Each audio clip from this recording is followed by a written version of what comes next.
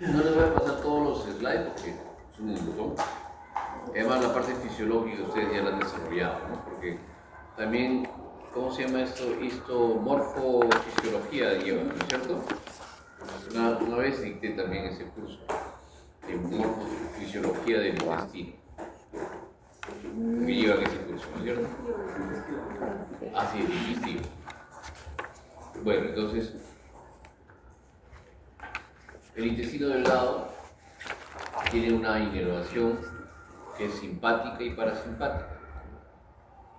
Y sobre todo, pues, en segunda neurona es la acetilcolina y la inervación parasimpática es la que predomina, ¿no? Pero la función del intestino, no solamente glandular, sino de la motilidad, está mediada por esta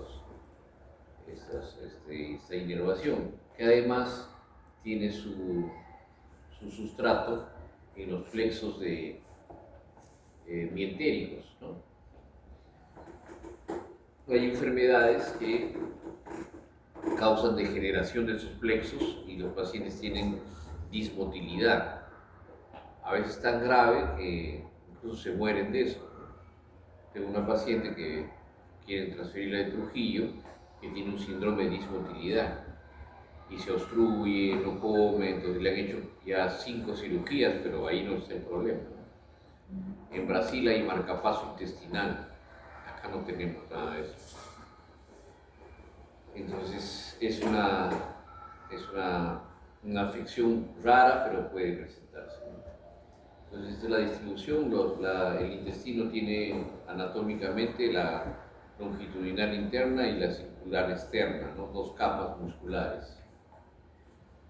La inervación pues va a estar dada, como les dije, por los plexos mientéricos, ¿no? Y así de complejo es la función intestinal. Miren. Este es el lumen intestinal, este es el borde del cepillo de los enterocitos, y aquí están las grasas, azúcares, las peptonas y las minas, ¿no?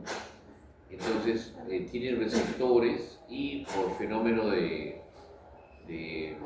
absorción facilitada por bomba, ¿no? De manera activa o de manera pasiva por polaridad, estos elementos, ¿no?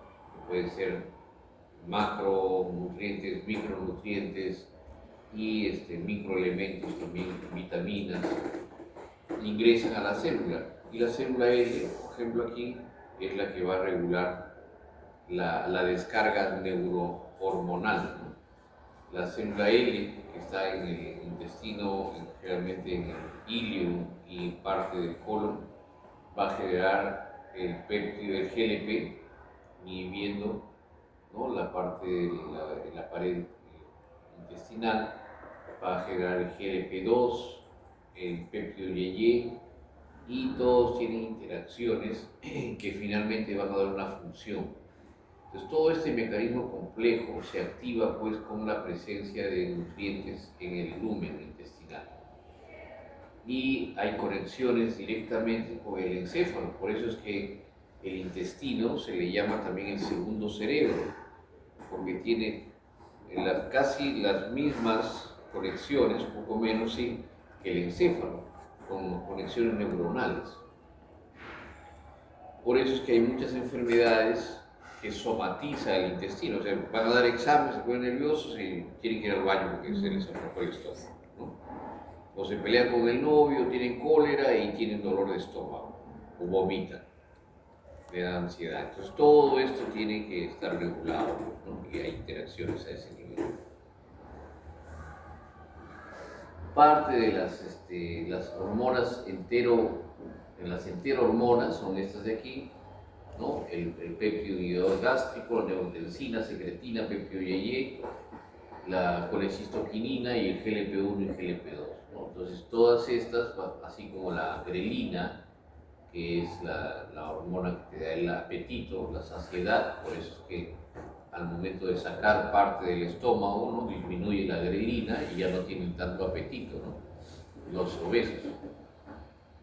La 5-hidroxitriptamina es esencial en el proceso digestivo, ¿no?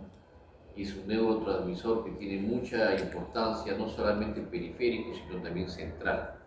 Las funciones de serotonina o 5-hidroxitriptamina son distintas a nivel periférico que central.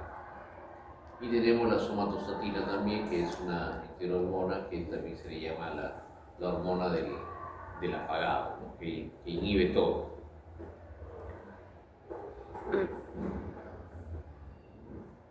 Las células productoras de estas heterohormonas, que están las células L que ya les mencioné, que se pueden diferenciar a partir de los stem cell en células de Paneth. Las células de Paneth, así como las células L, ¿no? y las células que son, y las global cell son células que van a proveer de todos estos cambios morfofisiológicos del intestino.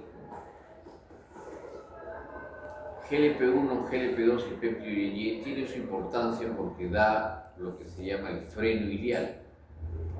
Estas tres hormonas están producidas por las células L en el hilio terminal. Entonces, cuando llega alimento ahí, estas inhiben la hipersecreción gástrica, ¿no? Mediada por gastrina, y también la secreción intestinal, la secreción duodenal, pancreática y biliar. Entonces hay una autorregulación, ¿no? Una regulación paracrina. Entonces, cuando esto disminuye, hay una hipersecreción gástrica. Esa ya es la rocha. Esa es una forma de regular, ¿no? Que tiene una regulación refleja que tienen que tiene el intestino. Otra es esta, que es la circulación enterohepática. El hígado produce bilis, no la vesícula. La lleva y la concentra en la vesícula, y con un estímulo de alimentos grasos, ¿no? O ricos en grasas, hay una secreción de sales biliares. Lo que van a hacer básicamente es diluir esas grasas. Se secretan al duodeno, ¿no?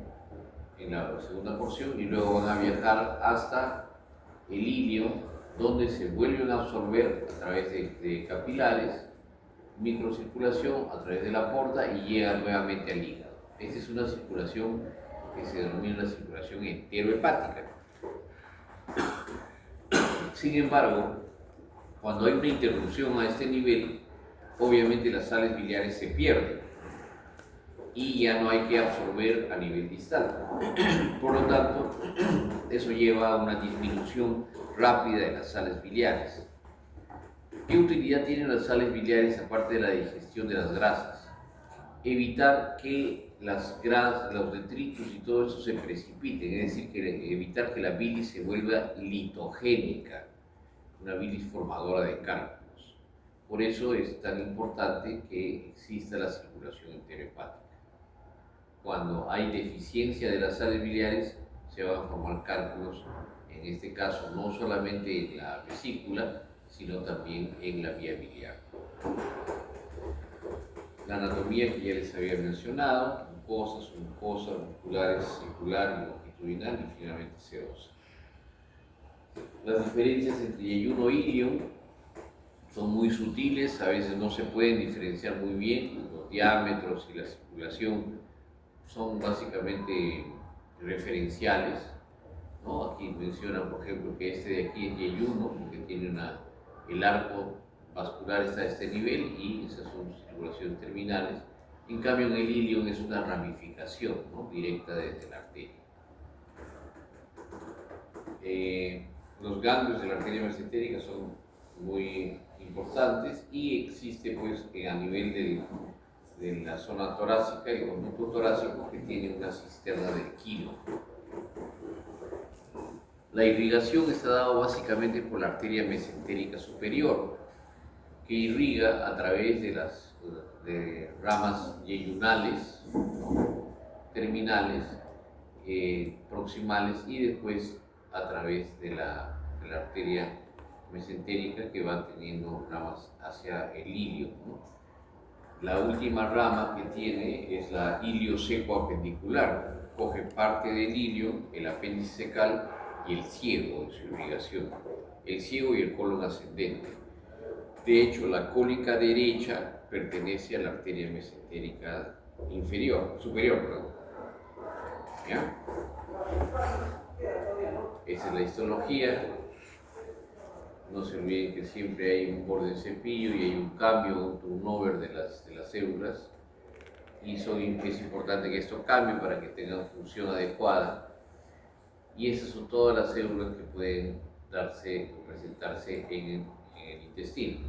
Enterocitos, que son los que como las obreras en el enjambre de abejas. Células mucosas, caliciformes, M, PANET, indiferenciadas, L, etc. Cada una de ellas tiene una función y una ubicación. Aquí tenemos la global cell. Y la motilidad pues, es un proceso complejo que está mediado por hormonas, pero también por inervación del parasimpático, ¿no? Entonces hay una contracción, primero se da es el eje, el eferente entérico neuronal, y va a haber una distensión y después una contracción. Y después de la contracción, relajación. Y así ese es el mecanismo, ¿no? Como una maquinita funciona. Hay una contracción segmentaria y eso lleva pues al peristalsis o la movilización, ¿no? El movimiento que el intestino tiene naturalmente. Dentro de las funciones principales del intestino están digestión y absorción, pero también tiene dos funciones. Una ya mencionamos, la neuroendocrina, la endocrina, y hay otra función que es muy importante en el intestino. ¿Cuál es? ¿Alguien me puede decir? ¿Cuál está faltando? Inmunológica. Tienen función de alimentación, o sea, absorción y digestión. Tienen una función neuroendocrina que les mostré en el slide, recuerden, donde había conexiones con varias cosas. Y tiene una función que es incluso más importante que las dos anteriores. ¿Cuál es? La inmunológica. Exactamente. La inmunológica o la inmunocompetencia. El sistema más importante y poderoso de inmunidad celular está en el intestino y se llama el GALT, ¿no? De gut, A-L-T, el GALT. Por lo tanto, cuando falla el intestino, cuando pierde la impermeabilidad, los gérmenes que estaban limitados en el colon o en el intestino, con altas concentraciones como 10 a la 14, 10 a la 16, esa translocación, esa invasión de los gérmenes mata al paciente. Pero los pacientes muchas veces no se mueren de shock porque el corazón falló, sino porque la hipoperfusión esplácnica hace que los gérmenes empiecen a invadir y se rompa la barrera pues, intestinal y finalmente el paciente tiene una sepsis brutal, ¿no? Las funciones digestivas van a estar mediadas por las secreciones salivales, gástricas, pancreáticas del intestino, y la absorción que se va a dar generalmente más en yeyuno ilio, ¿no? Y más distal. Es el intestino y cómo está representada la transferencia, ¿no? De los nutrientes, ¿no? Y cuando esto cambia, cuando hay inflamación inmunológica o cáncer. Igualmente aquí están todos los fenómenos de absorción o excreción de nutrientes, ¿no? Y microelementos como difusión facilitada, difusión simple, etc. Los mecanismos de absorción ya se conocen y esas son las secreciones que se van a dar, ¿no? Y se van a absorber mayormente de acuerdo al tracto gastrointestinal y la sustancia que está presente en ese momento. Las secreciones del intestino y, como les mencionaba, las células de Paneth y las células que son los enterocitos que van cambiando, ¿no? Aquí tenemos glándulas de Branner, ¿no? Y la función endocrina ya no les voy a explicar tanto porque eso ya lo saben, pero hay que entender de que existe una gran función endocrina o neuroendocrina del intestino en el resto del organismo. Y estas son las hormonas. Secretina, secreta básicamente acidificación de la bilis y la grasa, colecistocinina, que básicamente es la contracción de la vesícula frente al estímulo graso. El péptido inhibidor gástrico, como su nombre lo indica, inhibe pues la producción a través de la insulina de hipersecreción gástrica, ¿no? Enteroglucano, ¿no? Incrementa pues sobre los péptidos, inhibe la motilidad intestinal. El péptido inhibidor vasoactivo, que es un vasodilatador potente. La motilina, como su nombre lo indica, de la motilidad intestinal. Bombecina también, de la motilidad. Y así como la bombecina es el interruptor de sentido, es decir, tú le pones bombecina y todas las glándulas empiezan a hipersecretar. Así como tiene la bombecina esa función, la somatostatina tiene la función contraria. Tú le pones somatostatina y todas las glándulas empiezan a no producir o producir mínimamente.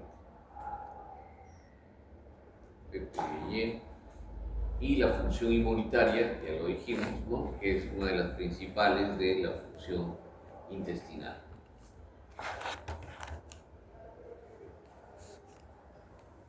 Ya lo hemos visto. Patología quirúrgica del intestino. Hay que entender que el intestino no es un órgano que tenga mucha patología como la vesícula, como el apéndice, ¿no? O finalmente el estómago o el colon. Las patologías del intestino son poco frecuentes en general. Una de las principales es la enfermedad inflamatoria intestinal.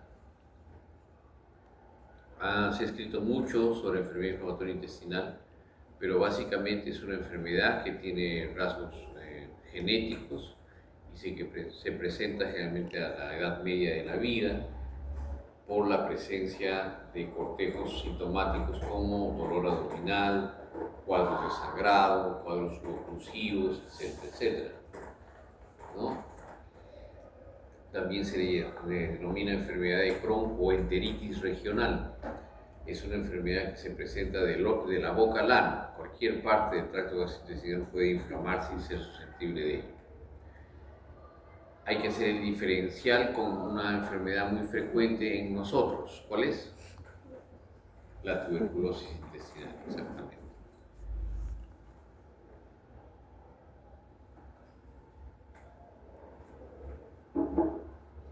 La tuberculosis es una enfermedad también inflamatoria, pero también tiene un aspecto de granulomatosa, se le llama, porque la inflamación e infección a partir del Mycobacterium tuberculoso, ¿no?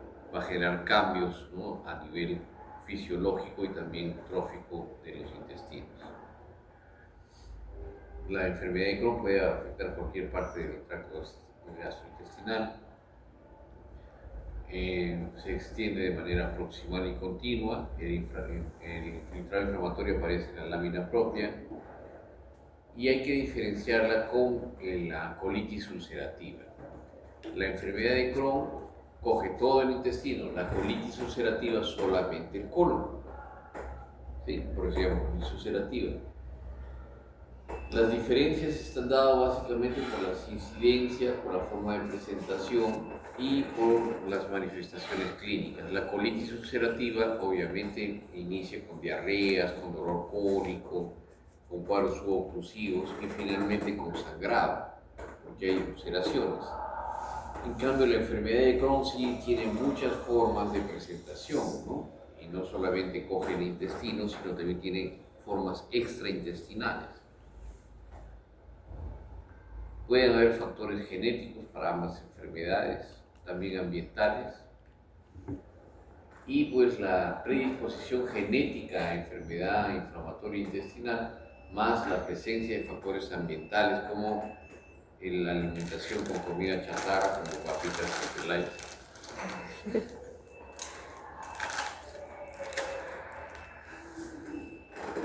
Para que se despierte. Eso puede llevar una predisposición genética más factores ambientales, ¿no?, a un cambio de la permeabilidad del epitelio, transformación y migración de células T, la activación de interferón e interleuquinas 1, 2, 6 y 12.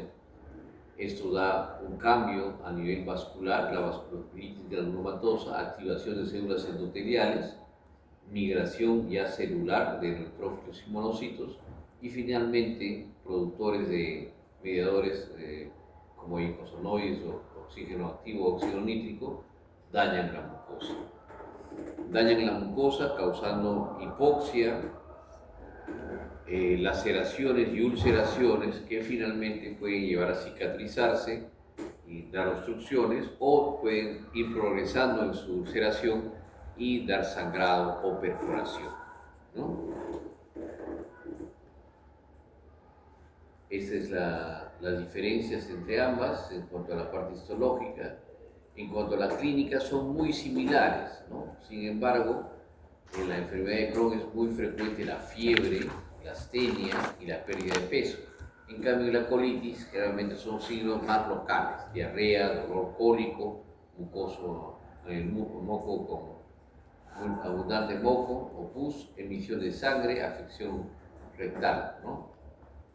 Entonces son diferentes por la forma de presentación y dónde se presentan también. Signos físicos, generalmente ambas tienen un patrón suboclusivo, pero la colitis tiene un patrón más de sangrado o de isquemia, ¿no? Hay muchas manifestaciones extraintestinales. Quien presenta mayores manifestaciones es la enfermedad de Crohn. Puede haber desde una artritis periférica hasta dermatológicas orales, oculares, renales, hepáticas y sistémicas, ¿no? Amiloidosis, por ejemplo, hemos visto casos que son frecuentes. ¿Ya? La colitis, existen otros síntomas. A una menor edad es mejor el manejo y la gravedad del ataque inicial también puede llevarse mejor. Ese es un indicador, el índice para evaluar la actividad del proceso. Está diseñado para enfermedad de Crohn, pero también puede utilizarse para colitis. Y ahí va calificando según el número de heces, el estado general, el número de manifestaciones clínicas que son persistentes y también cómo se hace el análisis, ¿no? ¿Qué complicaciones pueden haber? La enfermedad inflamatoria como tal puede dar fístulas, puede dar obstrucciones, puede dar perforación, puede dar estricturas y obstrucción intestinal también.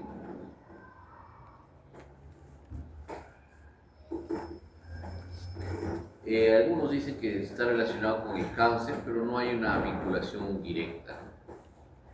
Miren, aquí está la zona de hipocaptación, aparece una obstrucción concéntrica, pero después en otras radiografías ya empezó a desaparecer. No se olviden este daño inflamatorio de patrón tipo empedrado, ¿no? Es como en la mucosa se ve así como zonas bien definidas, ¿no? Con ulceraciones. Esta es la colitis ulcerativa, pero se está haciendo un doble contraste, ¿no? No saben también, ¿no? Pensamos.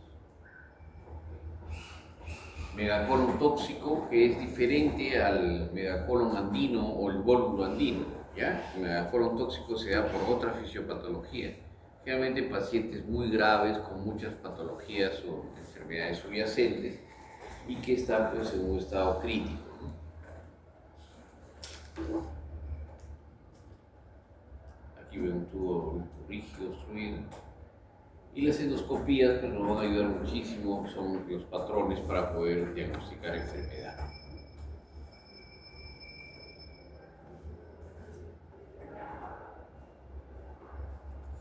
Bien, el diagnóstico diferencial hay que establecerlo radiológico, endoscópico y también por histología. Clínicamente no es muy prudente saber. Antecedentes de la enfermedad. Con todos estos puede hacer diagnóstico diferencial. La verdad que la universidad les permite, porque no teníamos tanta libertad.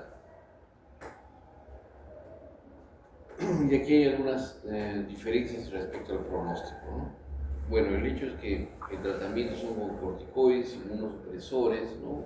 Y también inhibidores ácidos.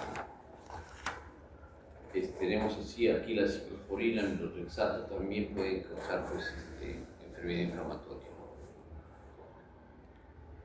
Pueden tratar, perdón, enfermedad inflamatoria. La enfermedad de Crohn o enfermedad inflamatoria segmentaria generalmente se van a comportar con la formación de abscesos, ¿no? En cambio no la sistémica. Otra patología quirúrgica intestinal poco frecuente son las siguientes que vamos a ver.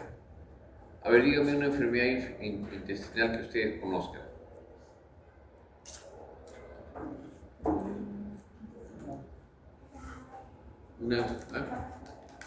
Ya, la vimos, inflamatoria. ¿Otra? No vale repetir. ¿Otra?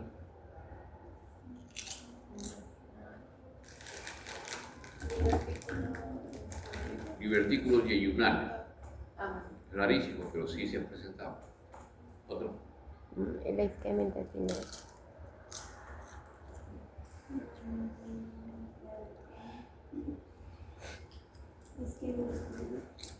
No vale repetir. Otro.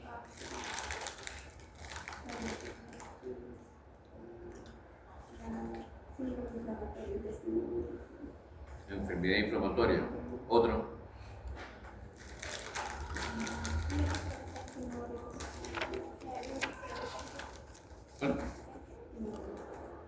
No, del intestino. Senker es del esófago. La clase pasada. No, del intestino delgado.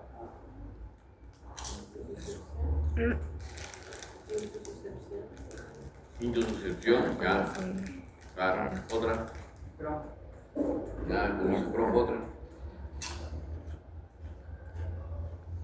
¿Cómo se llamaban las Neoplasias. ¿Qué neoplasia es la más frecuente en el intestino? linfoma? No. Linfoma. Linfoma intestinal primario. Otra.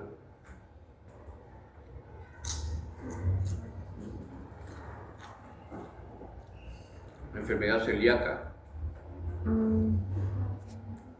Enfermedades por infecciones por Yersinia.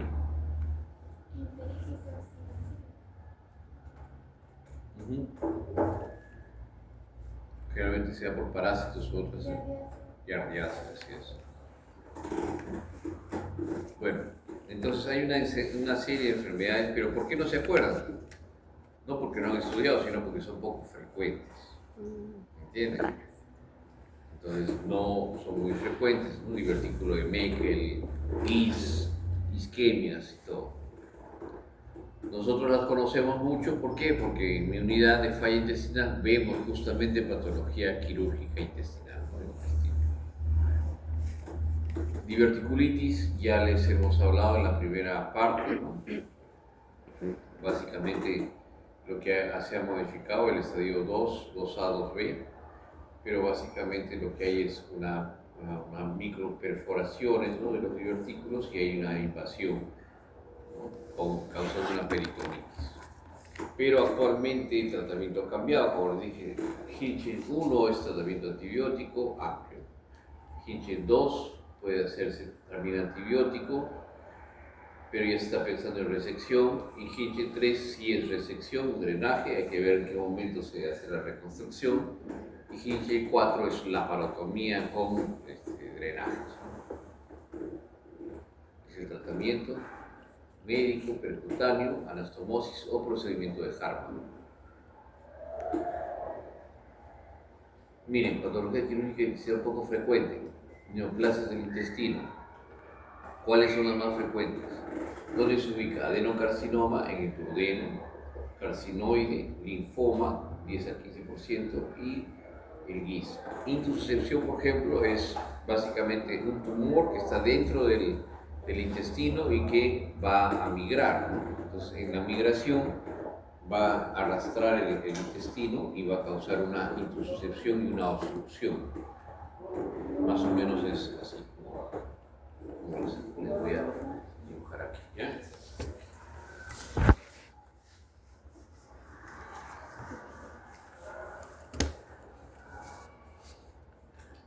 tienes el intestino, ¿sí? El intestino tiene un tumor y ese tumor, por el peristaltismo, va en ese sentido, el tumor va tratando de avanzar, ¿sí? Entonces es arrastrado. Cuando va avanzando el tumor, entonces de manera el intestino se va metiendo sobre el otro y va a generar una intussuscepción.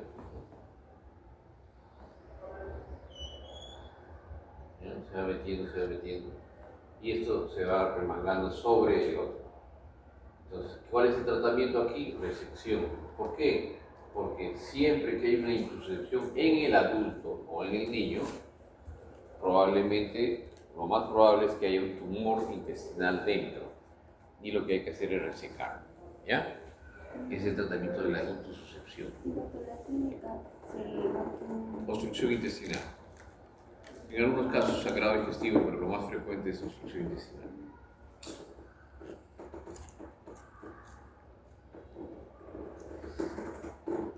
Tuberculosis intestinal, que es muy frecuente entre nosotros, básicamente es una enfermedad secundaria, es decir, se deriva de la tuberculosis primaria pulmonar. Viaja el Mycobacterium tuberculoso, se instala en el ilio. La mayoría de patologías intestinales van a instalarse en el ilio. ¿Por qué? Porque ahí está gran cantidad del calcio, entonces ahí empiezan a luchar entre ellos, ¿no? Y puede causar pues obstrucción, perforación y sangrado, ¿no? El divertículo de Meckel, que básicamente es un rezago, ¿no? del saco vitelino. ¿Se acuerdan, no? ¿Cómo es eso? Ay, algo así. A ver, aquí. Sí, pues.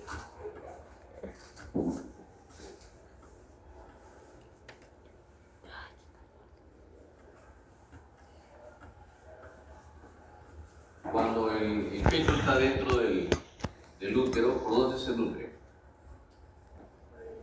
Cordón umbilical. Entonces aquí tenemos el feto o cabezón ahí. Está dentro del saco vitelino y está nutriéndose por esto, ¿no? Pero vamos a hacer una aproximación aquí dentro del intestino. Entonces, el feto tiene dentro de su tracto gastrointestinal, que obviamente es incipiente, pero hay una parte que está recibiendo nutrición al intestino, ¿sí? Y aquí continúa pues la rotación del colon, etcétera, etcétera. ¿Está bien? Entonces, esto de aquí es una comunicación que establece hacia el ombligo, ¿no? Cuando ya nace el feto, obviamente, ya esto se madura y esto de aquí se oblitera. El ombligo se ha obliterado, ya no funciona. Esto de aquí debe regresionar. Normalmente, este divertículo intestinal, que tiene células también secretoras y todo eso, incluso células pancreáticas, regresiona y no pasó nada. Es así. Pero en alguno de los casos persiste esta formación diverticular, ¿no? Con una brida que va hacia, se oblitera esa parte de la brida, y aquí se asientan células como células gástricas, células pancreáticas, y esto es el divertículo de Meckel. Pero el divertículo de Meckel lo vamos a encontrar con la regla de los dos. ¿Cuál es la regla de los dos? ¿Se acuerdan o no? 2 años. Menores de 2 años. No me acuerdo. En menores de 2 años, Sí, menores de 2 años. a 2 pies, de la válvula. De la válvula ilíaca. 2 pies de la válvula es ¿cuánto? 60 centímetros, ¿no? Máximo a 1 metro de la válvula, pero es generalmente en los 2 pies es donde se presenta, por eso es la regla de los 2. ¿Ya? Y en varones. Entonces, eso es lo que se da en el divertículo de Meckel. Puede producir por esa bridita obstrucción y también por las células que están dentro del divertículo sangrado.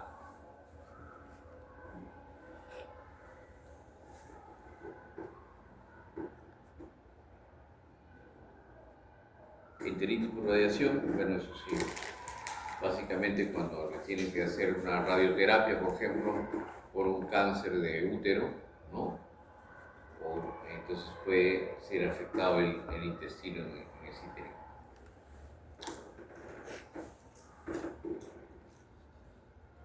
Es el divertículo de Meckel, que es una formación. El tratamiento es básicamente la diverticulectomía si sangra y una resección y anastomosis si es que es por episodios de obstrucción, ¿no? Aquí está la regla de los 2, ¿ves? Es mayor que en mujeres, 2:1. Su frecuencia es 2% de la patología intestinal. Su mayor frecuencia se encuentra en menores de 2 años y se ubica a 2 pies de la válvula ileocecal. Todo es 2%, 2:1 frente a mujeres, para mujeres en 2 años y 2 pies. Bueno, ahí sí ya no se olvidan, ¿no es cierto? Ya les dije cuál es el tratamiento. Y esa es la intususcepción. Esto es lo que les digo, mujeres.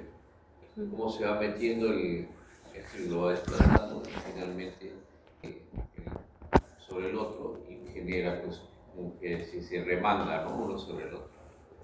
Y eso es una intususcepción intestinal. Listo.